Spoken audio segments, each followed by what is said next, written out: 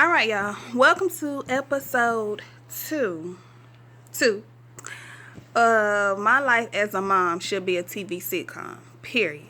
And where I left off was right after my C-section. So the first thing that I can tell you all about it is that I experienced this very intense trembling and shaking right after, before I even held my baby. I was shaking and trembling like to my bones. It was like my eyes were shaking, my bones were shaking from head to toe, everything. And really what I thought I was going into shock. I thought I lost so much blood. Oh my God, I lost so much blood. My body going into shock. See, TV. My body's going into shock. I'm going to have a blood transfusion. I don't even know my blood type. I'm going through all this in a matter of 2 minutes, because that's about how long it lasts. But they claim it's normal. It didn't feel normal. It felt crazy. It felt insane. And then the next thing is, so I made it through that breastfeeding. I was blessed. My baby latched on immediately. It was like he had done it before and I had been doing it before. I had no issue with that in that hospital. Thank God. So then now we get to the room, and now I got this baby in there. So nowadays, there is no hospital nursery, so your baby stays in the room with you, which is the best thing. I believe it's the best thing. But now I got this baby. Like I said on the last episode, they bring all this paperwork in there, like birthing information, just general information to give you about babies and how to care for babies. And I'm like, so you want to give me a baby and some homework too? So when am I supposed to sit down and shuffle through this telephone book, thick size stack of papers, and take care of a brand new baby at the same time? You talking about stress? It felt terrible. So anyway, then you got people want to come and visit. I get it. It's it's supportive. It's showing love. It's saying, hey, I'm happy for you, or I'm here for you, or whatever. But for me, it's overwhelming. I was already overwhelmed just by the baby alone. But the last thing I needed was a bunch of people piling up in that room. Number one, in the amount of pain I was in. Number two, looking how I was looking. And number three, breathing all over my brand new, fresh, wet baby that ain't had a shot yet. No. Just give us a little time. Let me get to know this baby. Let me get to know the baby first. I appreciate the love, but I don't even know him like that yet. So anyway, like I say, and nowadays they don't hardly keep you at the hospital no time. And then they tell you turn around and come back next week. Just let me stay in here for the whole week. I won't have to bring my open behind out and my brand new baby out. And I just let us stay. But no, they don't let you stay.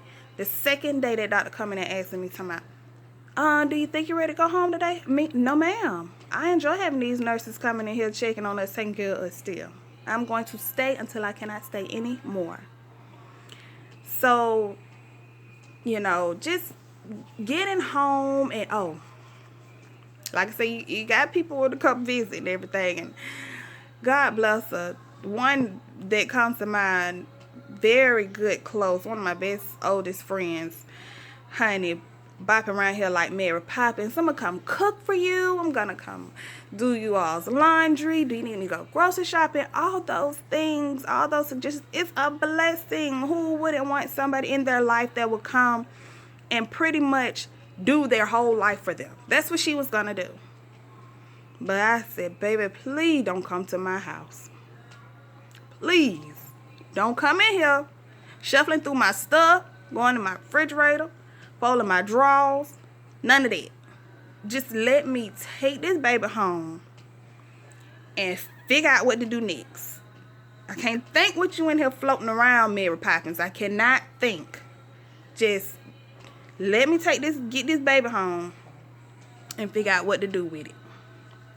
So, yeah. So, just that whole first week was so overwhelming. And me being the person that I am, I feel like I handled it really well emotionally, because like people were asking me stuff like, did you cry? Have you cried yet? Have you broke down yet? He's not sleeping. I know you're tired. Yeah, but it's a brand new baby. I don't expect him to sleep. So what I'm tripped for? What I'm break down crying for? I ain't in here trying to make him sleep. From what I heard, he gonna probably sleep most of the day and not at night at all either. As a matter of fact, like that second night, my husband and I was sitting on the couch downstairs, lights on, TV on, in and out the kitchen, and he looked at me and he said, do you want to know what time it is? I said, no, I don't want to know. It don't even matter. It don't matter if it's daytime or if it's nighttime. It all looked the same to me. Of course, he told me anyway. It was 4 o'clock. 4 a.m. It was 4 a.m. I don't even remember the last time I saw 4 a.m. So that just gives you a picture as to, as far as sleep schedule and everything. This baby woke up every 2 hours. I could tell time by his sleep pattern. I knew if he woke up at 11 o'clock p.m. to eat and get changed and go back to sleep, I knew we was going to be back up at 1. There was never a time that I felt it was a good time for me to button my shirt all the way up, because he was nursing around the clock. I mean, it just amazes me that I did not completely lose my mind. Now that I look back on it, I could have just lost my mind. But anyway, thank God for the nurse. I wish I knew her name. That nurse called after a few days of being at home with the baby, and she called to do a follow-up and check up on you and everything. See, that's another reason why we could have stayed in that hospital. They didn't have to call me if I would have been in that hospital still for 5 days, like somebody with some sense. But anyway, and she said, hey, how's it going? Do you have help? I said, well, I got a husband. She laughed and she said, well, honey, and I'm going to tell y'all, because this is the best thing she could have done for my marriage during that time. Let him help you his way. Did you hear me? Let your husband help you his way. And instantly, it was like,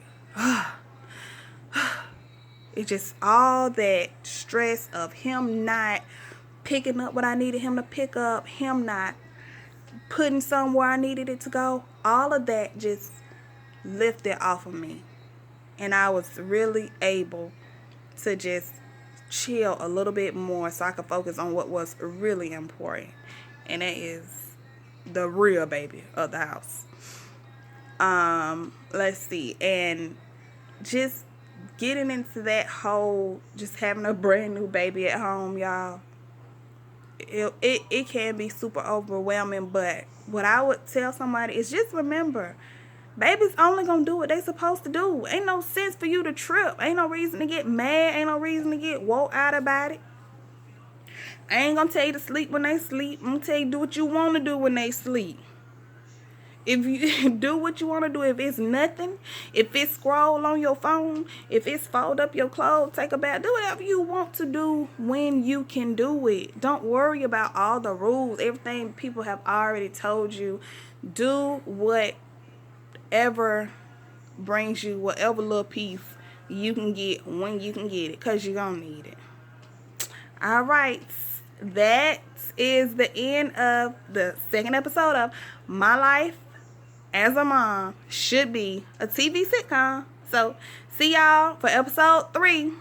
And we'll talk about bringing a baby home should not be trial and error. It just shouldn't be. I feel like you got to have a license or certificate for everything else. But y'all just going to give me a life. Y'all just going to give me a whole person to take home and just see if I can see what I do with it. All right.